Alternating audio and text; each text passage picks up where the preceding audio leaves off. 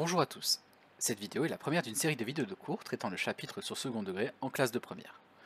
L'objectif ici est de vous faire écrire dans votre leçon, dans votre cahier, partie leçon, tout le contenu du cours sur ce chapitre-là.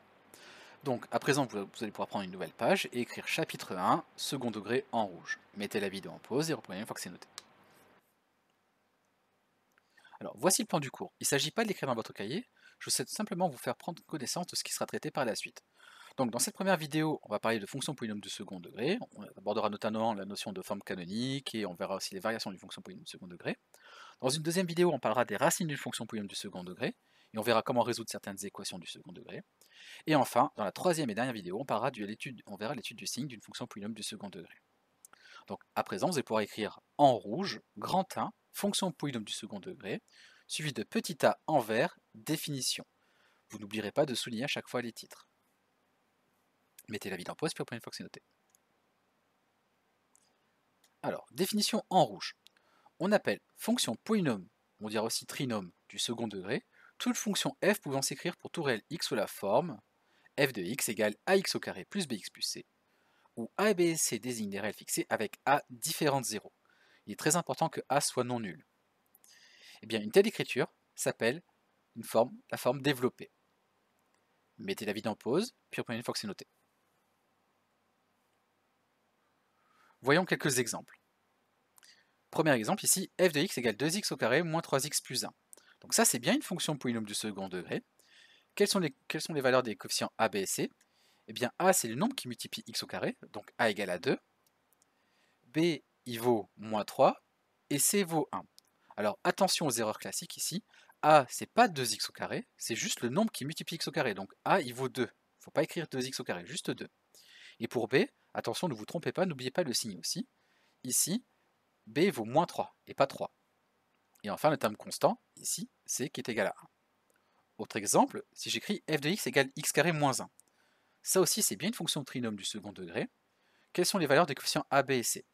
Et bien là, devant le x carré, qui est bien présent, hein, il n'y a rien écrit devant. Sous-entendu, il est présent une fois. Donc a est égal à 1. B, quant à lui, il vaut 0. Oui, parce qu'il n'y a pas x, il y a 0 fois x. Donc b vaut 0. Et enfin, le terme constant, c est égal à moins 1. Autre exemple, si j'écris f de x égale 2x plus 1, eh bien ça, ce n'est pas une fonction trinôme du second degré. Pourquoi? Parce qu'il n'y a pas le terme en x carré. Enfin, pour terminer, quatrième exemple, si j'écris f de x égale x moins 2 facteur de x moins 3, eh bien il se trouve que ça, c'est bien une fonction polynôme du second degré, et pour s'en assurer, il suffit juste de développer, de distribuer ici.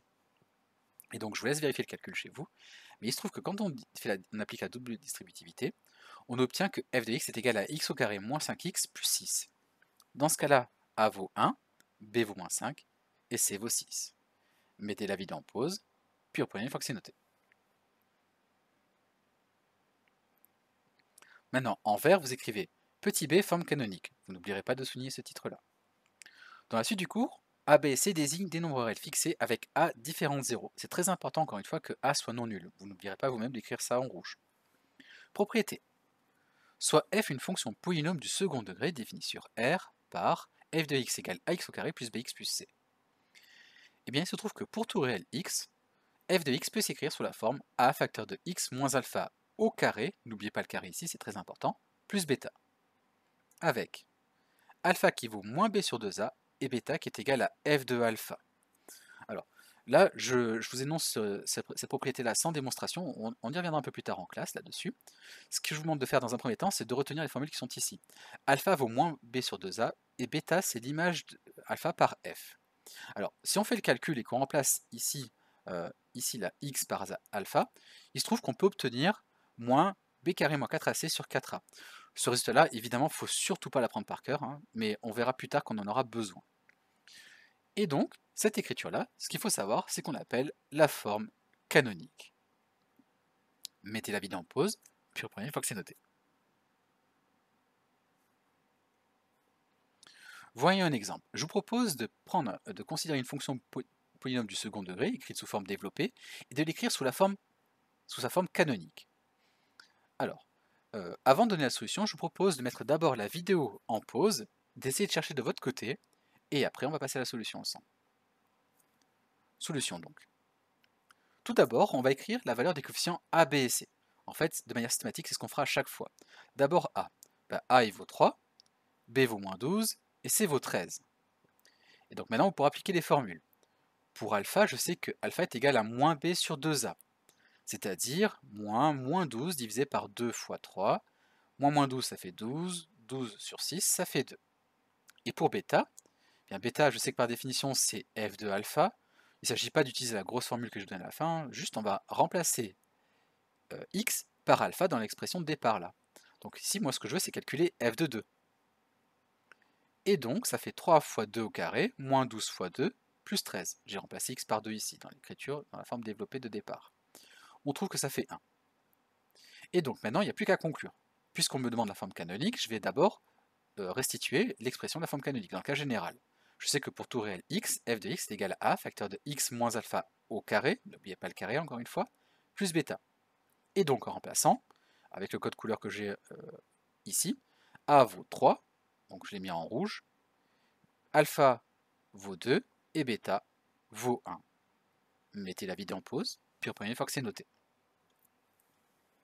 Alors, il se trouve parfois que on peut nous donner une fonction polynôme du second degré directement sous forme canonique. Ce sont les exemples qu'on va traiter maintenant. Je propose justement de reconnaître la forme canonique directement. Si j'écris f de x égale 2 facteur de x moins 3 au carré plus 1. Alors ça correspond à l'exemple qu'on a vu précédemment, pratiquement, à quelques valeurs prééchangées. Donc ici, j'ai 2 facteurs de x moins 3 au carré plus 1. Donc ici, a il vaut quoi? A il vaut 2. Ensuite, alpha, qu'est-ce qu'il vaut? Alpha, il vaut 3.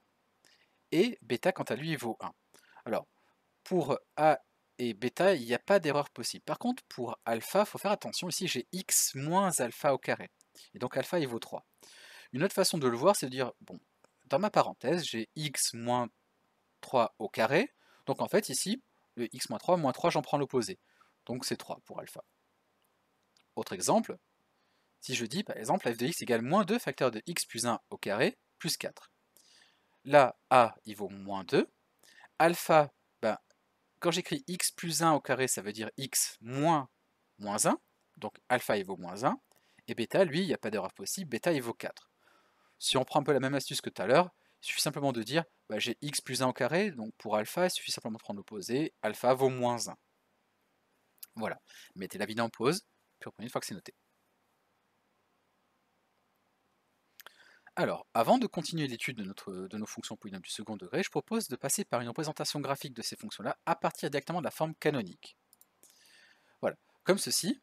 Donc là, je prends la forme canonique d'une fonction polynôme du second degré. Voilà. Donc, j'ai choisi de prendre là, pour commencer, l'exemple de a égale à 1, j'ai alpha qui est égal à 1 et bêta qui est égal à 2.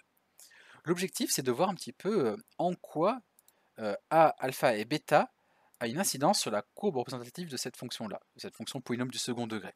Alors, vous l'avez vu, là, en commençant, j'ai commencé à faire changer, faire changer les valeurs de a, la valeur de a, donc voyons un petit peu, tant que a est positif, ce qui se passe. Vous voyez, là, a augmente, et donc la parabole, elle semble se resserrer, là. Donc là, a est positif. Par contre, quand je fais diminuer la valeur de a, voilà, comme ici, alors là, j'ai a qui est égal à 0, mais ça, je vous rappelle que c'est pas autorisé. Et là, j'ai a négatif. Donc là, cette fois-ci, la parabole, on dira d'ailleurs, plus tard, on reviendra là-dessus, la parabole est orientée vers le bas. Donc, voilà, a positif. Et que se passe-t-il maintenant si je fais changer la valeur de alpha? Donc la valeur de alpha, eh bien, voilà ce qui se passe. Là, j'ai alpha qui est égal à 2, alpha égale à 4, alpha égale à 5, et là, j'ai alpha qui est égal à moins 5. Donc vous voyez, en fait, la valeur de alpha, elle est directement reliée à ce qu'on appelle le sommet de la parabole. Ici, ce point S là, c'est ce qu'on appelle le sommet de la parabole. Ben, ce sommet, il a pour abscisse alpha. Et donc, vous l'aurez compris, l'ordonnée, quant à elle, eh ben, c'est bêta. Là, j'ai bêta égale à 1, là, j'ai bêta égale à 0, là, j'ai bêta égale à moins 5. Donc ça, c'est le sommet de la parabole, et ce sommet, il a pour coordonnées, en fait, alpha et bêta. Donc par exemple, ici, je vais prendre bêta égale à 3, mettons, et alpha égale à 2. Donc le point S a pour coordonnées 2, 3, comme ici. De plus, il semble que la parabole, en fait, elle admette un axe de symétrie, comme ici. L'axe de symétrie, eh bien, il a pour équation x égale, alors là il y a marqué x égale à 2, mais je pense que vous l'aurez compris, en fait, ça va changer avec alpha. Hein. Là, par exemple, c'est x égale à 5, parce que alpha égale à 5. Là, j'ai x égale à 0. Là, j'ai x égale à moins 5. Et donc, ma parabole, elle admet un axe de symétrie, dont l'équation, c'est x égale alpha. On va écrire maintenant tout ceci dans le cours. Donc, définition et propriétés. Premièrement, la courbe représentative P d'une fonction polynôme du second degré est ce qu'on appelle une parabole. Le sommet S de la parabole a pour coordonnées alpha et bêta.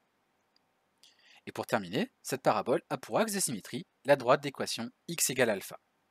Mettez la vidéo en pause, puis reprenez une fois que c'est noté. On va passer maintenant à l'étude des variations de la fonction polynôme du second degré.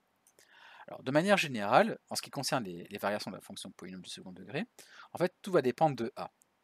Lorsque a est positif, comme ceci, lorsque a est positif, on voit que la fonction polynôme du second degré, elle est d'abord décroissante, puis croissante. En fait, elle est d'abord décroissante sur l'intervalle moins l'infini alpha, puis elle est croissante, même strictement croissante, sur l'intervalle alpha plus l'infini. Et inversement, lorsque a est négatif, eh bien, la fonction elle est d'abord croissante sur l'intervalle moins l'infini alpha, puis décroissante sur l'intervalle alpha plus l'infini. On va donc pouvoir écrire ceci dans le cours. Donc comme je l'ai dit, pour étudier les variations d'une fonction polynôme du second degré, on va utiliser la forme canonique. Propriété donc, soit f une fonction définie pour tout réel x par f de x égale a facteur de x moins alpha carré plus bêta. Encore une fois, c'est important de savoir, de préciser que a ne peut pas être égal à 0. Donc, premier cas, si a est strictement plus grand que 0, bien, comme on l'a dit, f est d'abord décroissante sur l'intervalle moins l'infini alpha, puis croissante sur l'intervalle alpha plus l'infini. On peut résumer ceci à l'aide d'un tableau de variation, de cette façon-là. Ensuite, si a est strictement négatif, alors f est d'abord croissante sur l'intervalle moins l'infini alpha, et décroissante sur l'intervalle alpha plus l'infini, que l'on peut résumer à l'aide de ce tableau de variation-là. Mettez la vidéo en pause, puis reprenez une fois que c'est noté. Et enfin, pour finir, quelques remarques qui reviennent justement à ce qu'on a dit précédemment. On dirait que la parabole est tournée vers le haut lorsque a est strictement positif, et on dirait qu'elle est tournée vers le bas lorsque a est strictement négatif. Comme ceci, lorsque a est positif, la parabole est tournée vers le haut, le sommet est en bas, et lorsque a est négatif, la parabole est tournée vers le bas, le sommet est en haut. Et ce sommet va correspondre d'ailleurs à une valeur minimale, une valeur extrémale ici. Donc dans ce cas-là, lorsque a est positif, on dira que bêta c'est le minimum et qui est atteint pour la valeur de x égale alpha. Et lorsque a est négatif, le sommet, là ici, donc le maximum c'est bêta, atteint pour x égale alpha. Donc si a est strictement plus grand que 0, alors f admet pour minimum bêta, atteint pour x égale alpha. Et donc dans ce cas-là, pour tout réel x, f de x est plus grand que bêta. Et si maintenant a est strictement négatif, alors f admet pour maximum bêta, atteint au point d'abscisse alpha, et pour tout réel x, f de x est inférieur ou égal à bêta. Vous pouvez maintenant mettre la vidéo en pause. Une fois que vous aurez fini de noter tout ceci, cette première vidéo sera terminée.